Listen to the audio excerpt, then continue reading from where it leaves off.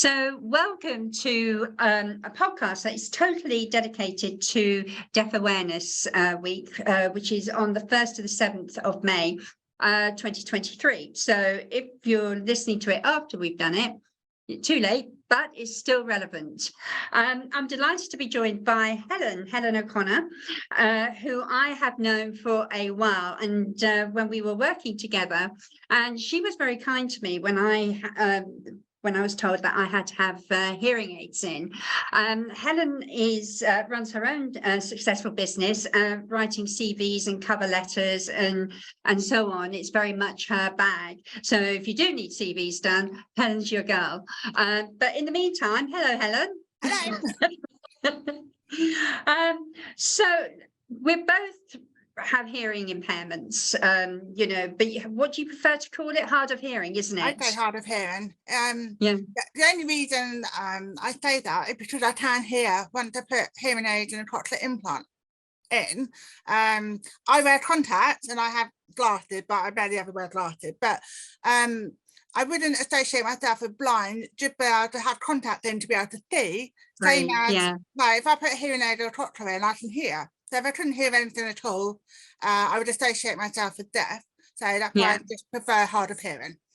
Yeah, no, that's absolutely fair enough. I mean, I'm just thinking about how I sort of, deaf and or hard of hearing or hearing impaired. I think that's how I would describe myself. And actually, funny enough, you've got your hearing aids in, you're not disabled, are you? We're not deaf. I mean, when I have them off, I can't hear a flipping thing. But and also it's important to, the hearing aids or whatever aids we have does not solve the problem. They just aid with hearing. So I have fairly recently, I think it's the last, I don't know, about 10 years, I've been wearing hearing aids, which you really supported me through, because I was not a happy bunny at that point. But you are totally different. Your background is totally different to mine. So tell me about your background and your hearing loss and so on. Okay, right. So I was born in 1980, so back then we didn't have the, up to date with the doctors and the NHS as it is now. So it took nearly 2 years of my mum and dad, my mum particularly, my dad was at work, going back and forth to doctors, being referred to hospitals. I was 2 years old when I had hearing aids fitted. So during the first 2 years of my life, my mum realised, my parents realised that something wasn't quite right. I wasn't sort of turning it down and things like that. And you imagine at 2 years old, I mean, I've got a 3-year-old, at 2 years old, hearing for the first time, I hated it. My mum told me when I was a lot older, I literally pulled them out of my ears and I tried flushing them down the toilet. So, I mean, it's new for a 2-year-old. It's like, what is this? If you're used to not hearing anything and then just hearing. So that's a funny story when I was very small. Flush them down the toilet. and literally my left ear was always my better ear. I could hear on the telephone with my left ear, not with my right. I can't hear on the phone with my right ear. And I have repeated hearing infection. And then one day, I think it was about 2015, late 2015, early 20, I'm going 10 years forward, 2005, 2006. I'm younger than him. My hearing didn't come back in my left ear, so I couldn't hear on the telephone in the office. And the doctors, I kept going back and forth to the doctors. They were giving me aids to try, like to blow your nose, to try and clear canal, to trying to get the hearing going again. Nothing they gave me worked. And then eventually at one point, the ENT at where was it? I think it was St. Peter's and Chertsey. He just said, I'm sorry, but your hearing won't be coming back, sort of thing.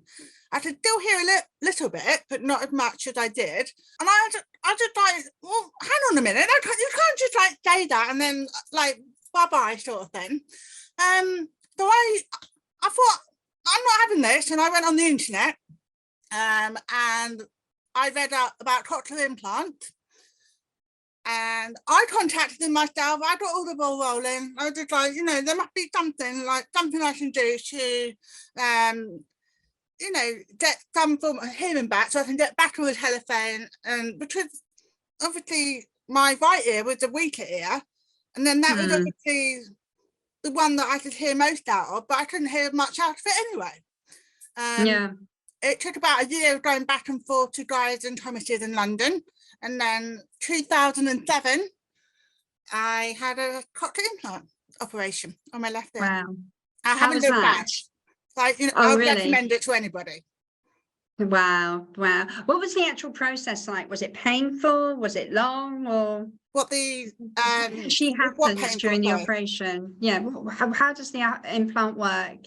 Well, the operation itself, I mean, I don't remember any pain. They do warn you beforehand all the side effects, because so they put a magnet on your brain. Right. Yeah, but it's a bit gruesome. I'm not going to go into that, but no,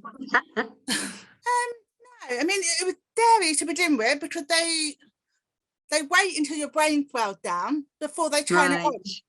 They don't turn the device on straight away, so you have to go home and recover, right, then go back in, and then they slowly do the frequencies and the tones to try and match for the sound to start working. And it's a completely different sound to what I'm used to, because it's electronic. So that took a while to adjust, but I mean, we are 15, 16 years later, and I recommend it to anybody. Yeah, you haven't looked back. So what's it? So tell me, what's the difference between the before and after now that you got the implant? What are the main differences? Well, I just remember feeling very unhappy and very frustrated, more isolated. Yeah. Because obviously with the hearing aid previously, I could hear more, I could be on the telephone, I could do more, I felt. So when that suddenly just kind of taken away from you, I was feeling very frustrated and depressed and stuff. So when I'd gone through this process and actually had it done, best thing I ever did. Brilliant. So you painted the town red and had a good time. It's interesting actually what you were saying, that you were sort of withdrawn, more withdrawn type of thing before you had the implant, because that's one of the things that can happen, is that people withdraw from the community and find themselves more reclusive and things. And actually what I found just recently was I was doing some networking, and I was in a restaurant. It was blooming noisy, and the straw that broke the camel's back was music in the background, and I was trying to talk to people and I couldn't. And so I left, thinking I'm not going to do this again, because I just found it such a struggle. And then I went back again and thought the same. I thought, I can't do this again. I'm going to go, but then I thought about it, and I thought, well, actually, Joanne, you can own this. You can, you can, if you want to talk to people specifically, you take them to a quieter area. So that's how I go about it. But it's because I do the training, and one of them is obviously disability awareness. I probably would not have even thought about it, about the fact that I could have just retreated and became that recluse that I've been talking about. But because I was aware of it, I was thinking, no, I've got to own this. I've got to try and do something with it. But there's a lot of people that don't, because obviously I read about it a lot. I communicate it a lot in the training and things. But I was quite shocked at how easy that is to withdraw. I surprised myself. Well, I mean, going back to, with social groups, I've always preferred smaller groups. I've always preferred one-to-one. If there's a group of people, I'm not comfortable, I'm not happy, but I will stick to one or two people that I'm talking to within that big group. Mm. So I mean, even now, like, you know, you have like still friends that have a large group of friends, and they're still friends now. I would always like one-to-one. Yeah. Yeah. When you do go into loud places, I just concentrate on lip reading. I just focus on that, and like, Yeah. yeah, you just have to and just say own it, and like, you know, think of different ways to make you feel more comfortable, because there's nothing worse Yeah. than going out and like you're looking forward to going out, for example, and you come home and you're deflated because you didn't hear half of what was going on. Yeah. And Yeah. so you haven't enjoyed it because you just feel like, well, I don't know what happened. I remember back at school, but primary school, but differently, I would always ask my best friend, what's going on? What they're talking about? And like, she was so patient with me. Like, you know, I mean, she could have just like, oh, it doesn't matter. That's another thing I hate, when people tell me, oh, it doesn't matter, like it's not important. Yeah. But it might not be important, but I want to know what's I going want to on. know. Yeah. Yeah, exactly. So I think if you have a supportive network around you, people who are patient and people who won't get frustrated if you, sorry, what did you say? Yeah. Now how Yeah. people like people turn their back or something like that. Even my husband, like, he might be doing something around the kitchen, just for example, like, you know, just not even, it's not a photo conversation. I mean, obviously, if you're out in a restaurant, that's different. You know, you're talking face to face with each other. But just people just walking around and still talking to you, you know, walking into another room, like, what did you just say? Like, I just know. say hello. People talking to me from the kitchen. I mean, you know, both my ex-husband and my current partner does that, you know, and then I do it to him as well. So, They forget because we don't because we're not, okay. I think people, if you're a signer, for example, and you don't hear at all, and you use sign language in a form of your communication, yeah. that would be more obvious to people around you. But people like you and I think people just forget. We're just the same as everybody else, and they just forget. I don't think it's on purpose. I just think not at all. Not at all. Ignorantly on their part, because they haven't remembered, like, because they wouldn't remember, because like it just they just feel, okay, you're the same as us anyway, kind of thing. I know, I agree with you. I don't think it's out of malice or anything like that. It's just that you, as you say, they just forget. My biggest thing is when they cover their mouths as well. And the other thing that people do is that I say, I'm so sorry, but I can't, you know, I am deaf, or I'm hard of hearing. I normally say I'm just deaf, because people, and they go, pardon, ha ha ha. And you think, you're not original. You know, it's not funny. No, and it's not funny. I've heard it. I cannot tell you. I've lost count. And it's not even funny. And actually, it's rude. Yeah. It's really rude, you know. And I think and it's it doesn't. It's slightly insensitive. It doesn't offend me, but I'm just one person. You and I are just two people in the world of people that are hard of hearing. Now, nearly a fifth of the population in the UK are hard of hearing impaired, deaf. Now, okay. I didn't know what the statistic was. Yeah, it was a fifth. Now that's a lot more than a lot of disabilities, but again, hearing is that, you know, if you do have a hearing impairment, or you're deaf, that's still just one disability. There are lots of other disabilities as well. So but I think things have come a long way. I mean, even in the short time that I've had hearing aids, they've changed. I mean, I've got an app now, you know.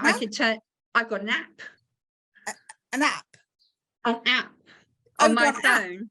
Oh, I don't have an app. So I can change the volume of my hearing aids and things. Oh, yes, I know. I don't have one. I don't know what that is. Okay, turn it up and down when I want to adjust my volume. Yeah. No, you can do it on the phone now. You can still do it on the hearing aids, but it's on the phone now. The other thing as well is that the other breakthrough, I think, is the speech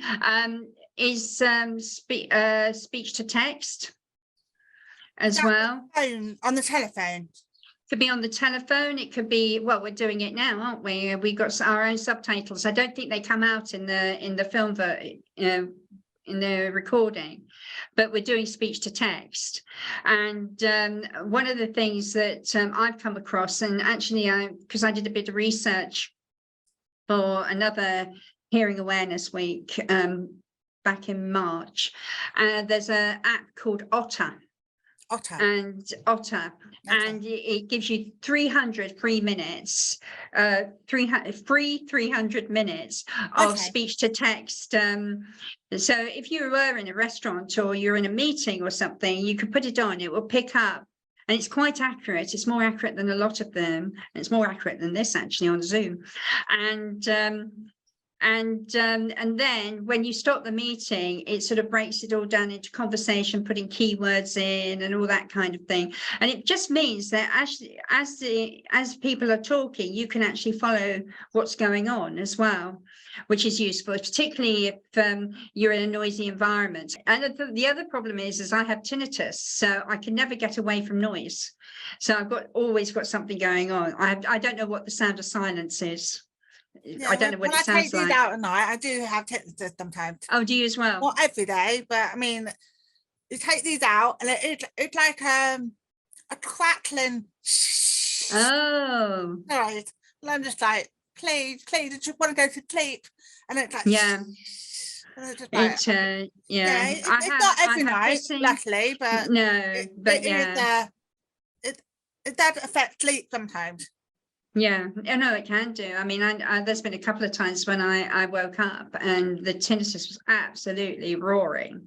Yeah. And you know, sleep, it was not going to be an option. So, you know, but what about your career? What have you achieved? You've achieved so much in that. Before we move on to that, do you know you're talking about the apps a second ago?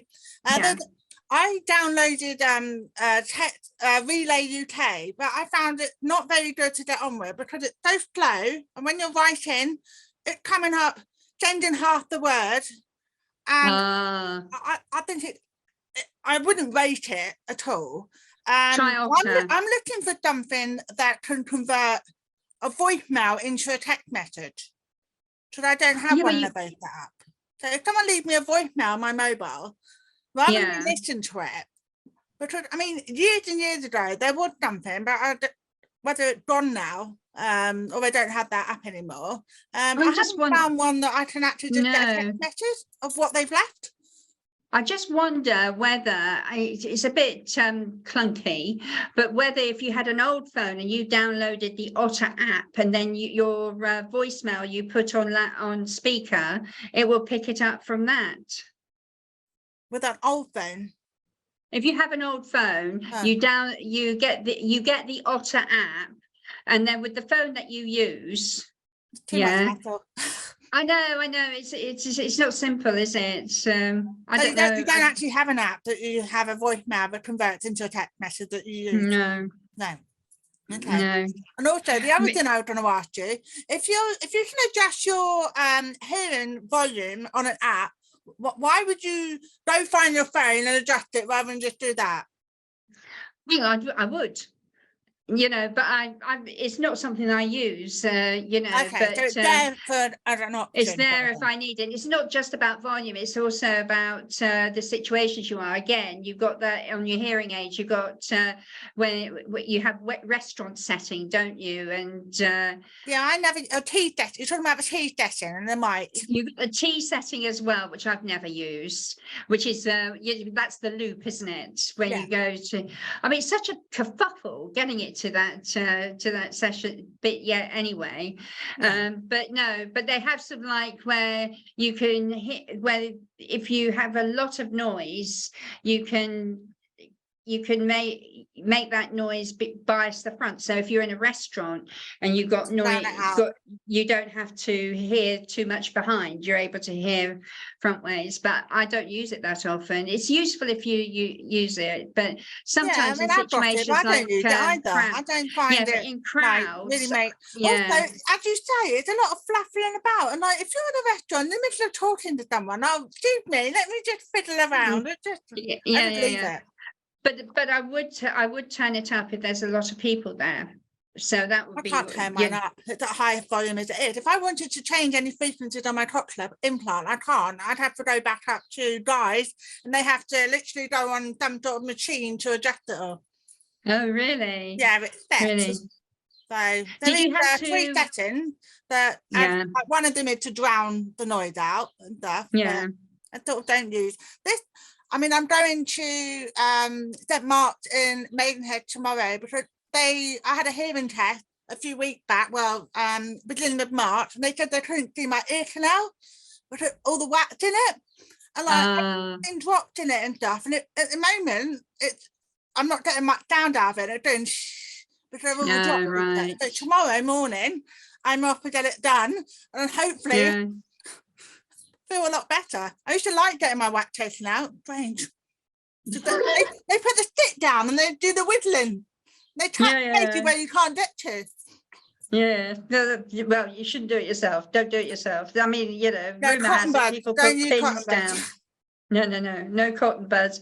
Rule of thumb, I think, is you're not supposed to put anything less than the size of your elbow into your ear yourself. The elbow. I was looking up on Amazon. There's something, an app on your phone that they think you can buy something and do it yourself. It's app on your phone. It shows the camera inside your ear.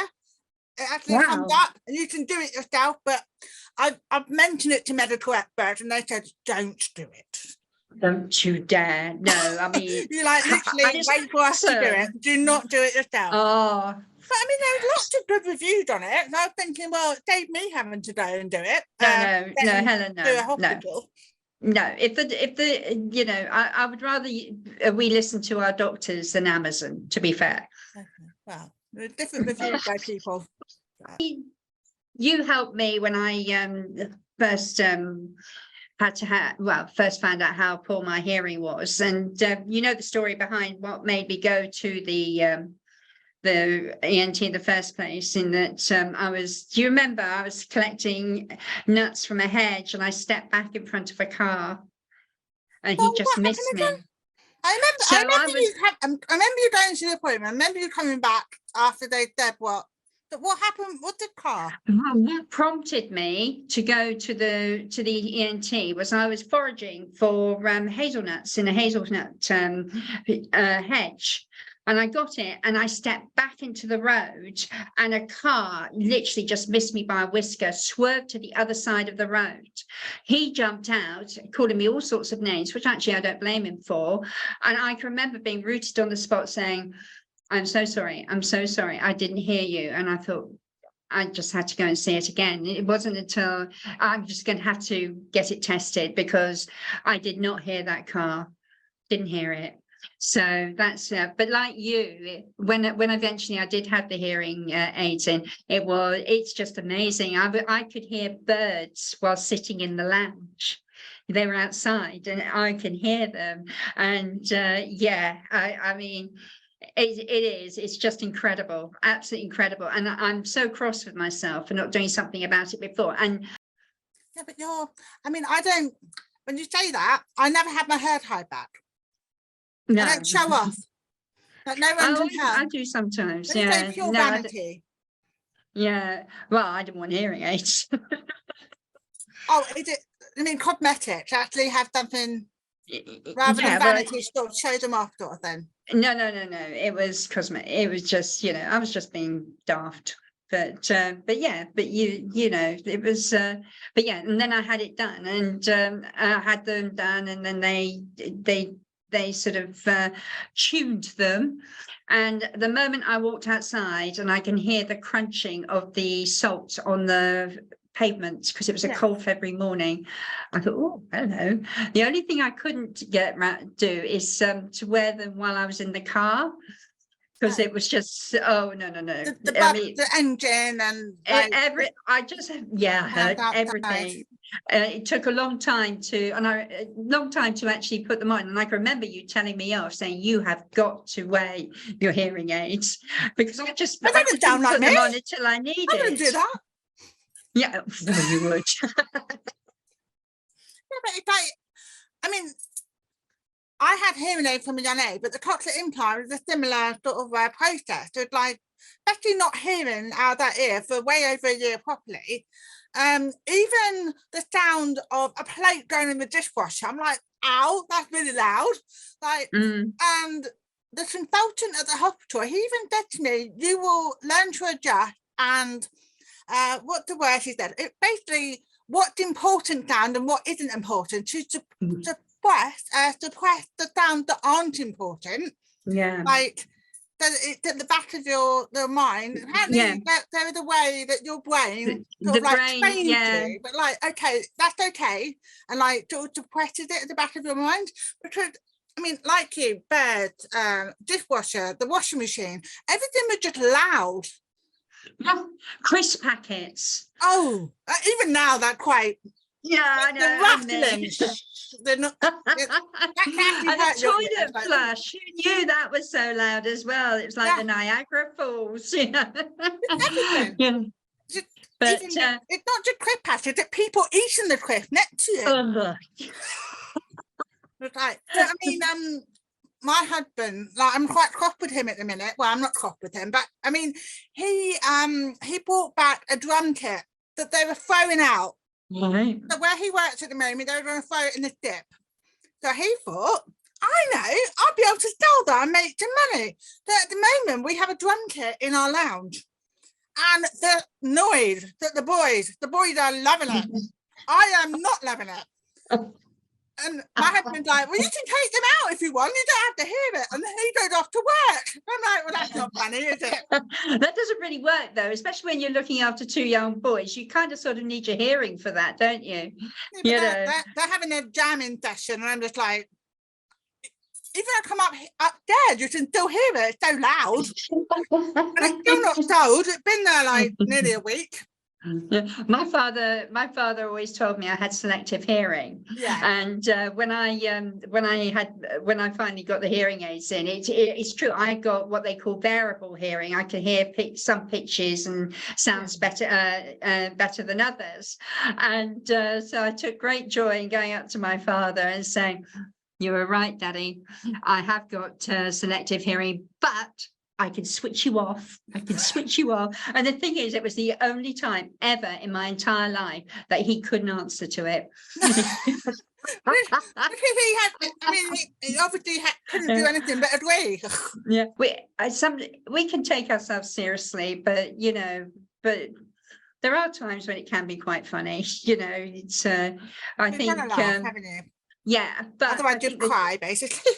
You would cry, but I think actually it's about for other people to respect that it is what it is, and and to make adjustments. All this week on LinkedIn, I've been trying to put little hints and tips, like face the light when you're talking to someone who's hearing impaired, and don't cover your mouth. I haven't put that yet. I've got to do that tomorrow, but and I think this podcast would help as well, because it's not just me saying these things, it's you as well. And I reckon they bring everyone in, and what bothers us probably won't bother somebody else, or there's some things that bother you more than it does me, and vice versa, because we are all individual people, and it's very easy to put an etiquette together on how to communicate with a deaf person, but actually it's you find out the person. You wouldn't treat everyone else the same.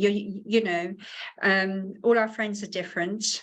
Yeah, and then if you speak clearly and people can lip read you, I think absolutely. Obviously, as a tip, like speaking clearly and not like muttering. Because like people can't lip read you if you're muttering, when they're totally muttering. Yeah, or they're trying to talk to you with a mouthful of food. Well, we'd hope that an adult, I mean, a child, yes, you try and stop them from doing that, but you hate that an But I adult would think, finish their food, have a breath. yeah, we don't see, But we yeah, don't I mean, I could disturb it. think of a few things that could be helpful to add to that if I go away and yeah. But I mean, for me personally, I mean, for having 2 children, when I go to sleep at night, I take my hearing aid and cochlear implant out. So I had the NRS who came out and assessed my home. So I have the vibration and flashing alarm clock. I have the baby monitor. The basically they're all vibrating. Yeah. I have a wristwatch, recently been updated with a carbon monoxide added, CO2 added to it. Wow. So I've got a telephone, but we don't have a home phone, we just use our mobile.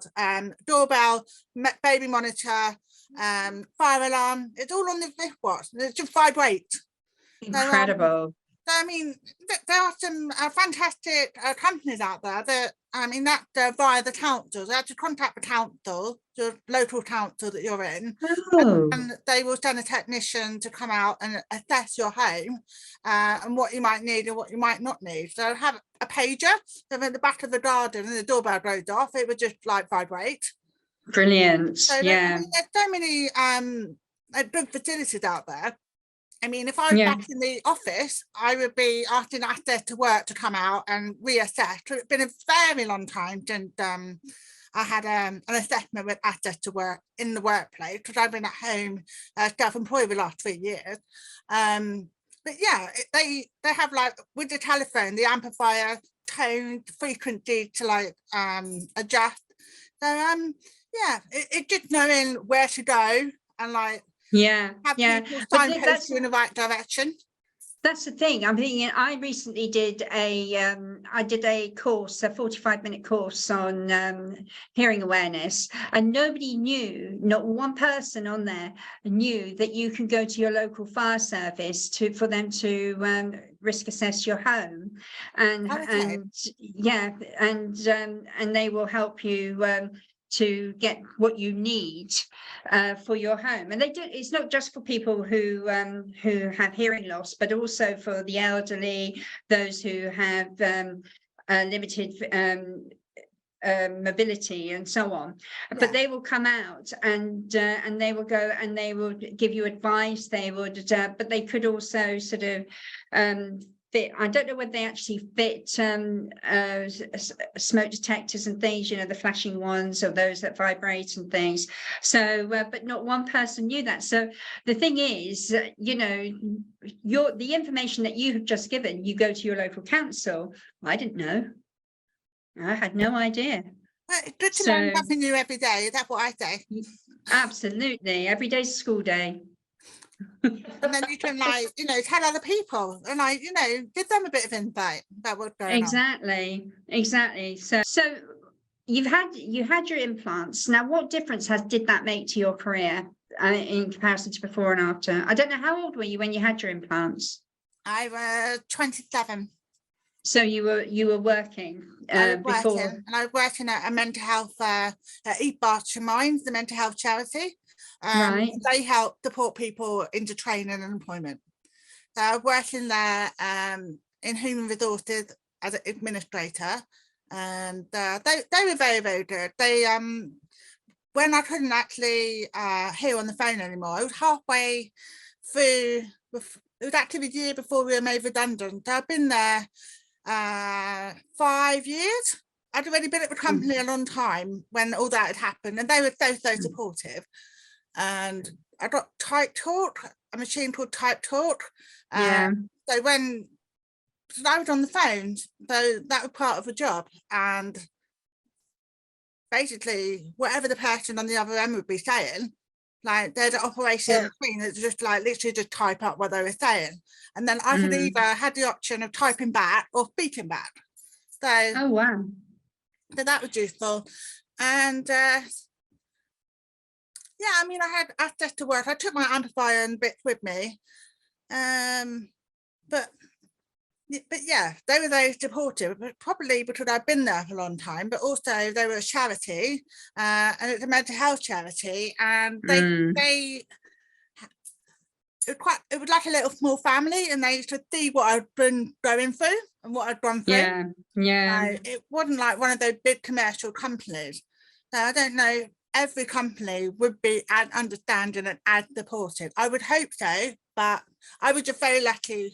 No, I think actually a lot of the problems at the moment is that people are not deaf aware. And you know, you were very lucky, and I was to a certain extent, because you know, when that happened, when I went through that period of having to go back and forth and get my hearing molds done and everything, but people are not deaf aware. But so after you got made redundant, where did you go from there? I went and worked in a care home as a human resources coordinator. Yeah.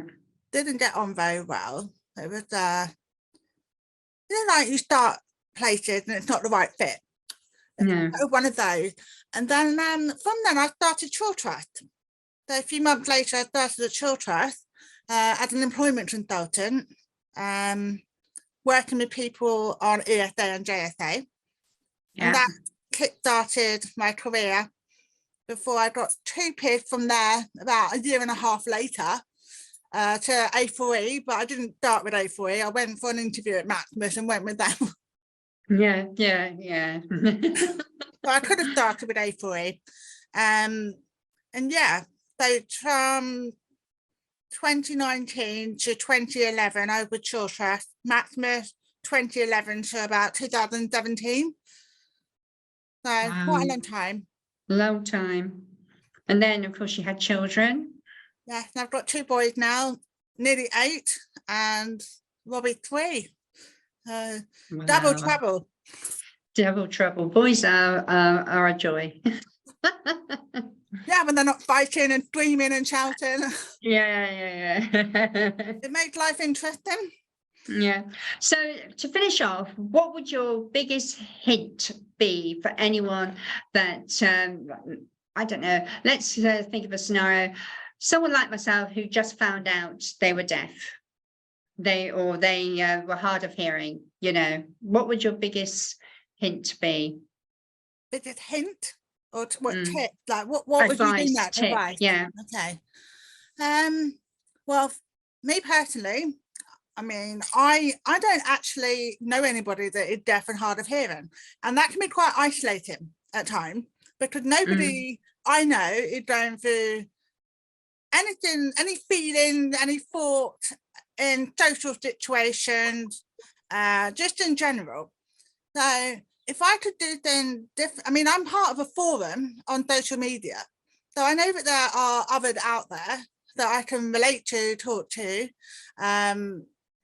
So it doesn't matter whether you're young or you're old, doesn't matter what point of life you're in.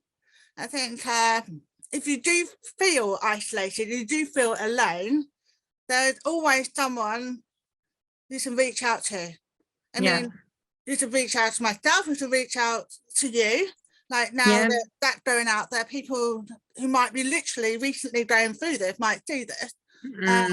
I'm more than happy to have a conversation or discussion about what I've gone through, something that might help going forward. But yeah, I mean, just don't ever feel that you're alone, because there's always support out there, and don't battle things up inside, because that's the worst thing you should do. Yeah, I think, you know, and always find a solution to a problem. I think, you know, just as I found a solution to the problem of, you know, of that, those meetings that I went to that was way too noisy and stressful and everything, you know, I found a solution to problem. And then, you know, a lot of my research has been done through the Royal National Institute for the Deaf. Okay. You've mentioned they were brilliant, because I wanted to check my work as well. And so I said, this is what what I've done through chat. Yeah, you got it covered. So that Okay. was good. They're really good, and they got a wonderful website as well. But also you're talking about these forums as well, which I think is crucial. But yeah, there's all sorts of things. And then, of course, if you're out to work, access to work is an excellent thing. If you're worried about not being able to hear your child, then it's the local NOS. council. Yeah, or if you're worried about fire, your local fire service. So there's lots of things that you can actually do for yourself, and and really sort of put things right for yourselves. But you're quite right, it's the not talking about it. So as Helen says, if you want to get in touch with either of us, that's absolutely fine. What I would say also is that Helen will put your details up of your CV service at the end of this podcast as well. So, thank you very much indeed, Helen. It's been a joy speaking to you.